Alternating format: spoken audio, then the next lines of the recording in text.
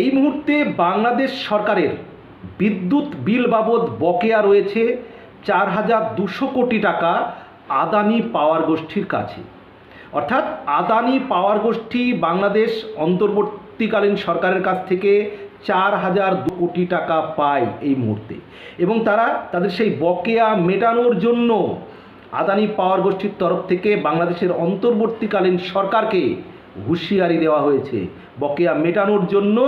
তাদেরকে জানানো হয়েছে। ঝাড়খণ্ডের গোড্ডা তাপবিদ্যুৎ কেন্দ্র থেকে বাংলাদেশে বিদ্যুৎ পাঠায় আদানি পাওয়ার গোষ্ঠী, এবং বাংলাদেশে যে বিদ্যুৎ পাঠায়